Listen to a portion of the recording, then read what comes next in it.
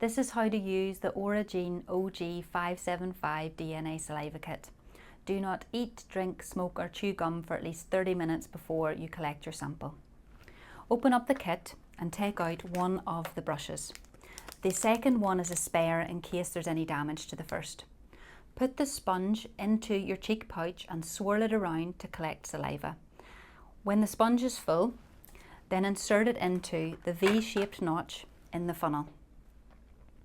Twist and push the sponge gently to squeeze the saliva into the collecting tube. And you repeat this until the saliva reaches the solid black line. Make sure it's liquid saliva to the line and not just bubbles.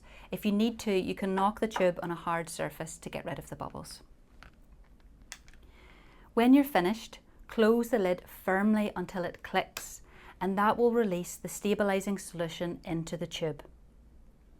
Then remove the funnel and replace it with the blue cap.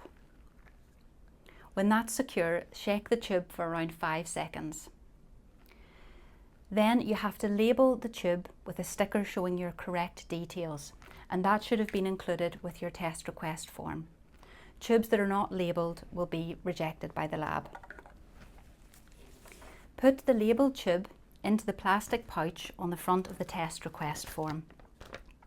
You can seal the test request form by removing the white plastic strip and folding down the sticky edge. Also check that your details are correct at the top here. Read the consent and sign it. This can then be dropped off at your local GP surgery. Specimen drop-off is usually Monday to Thursday. The sample doesn't have to be stored in the fridge and it's stable for a long time.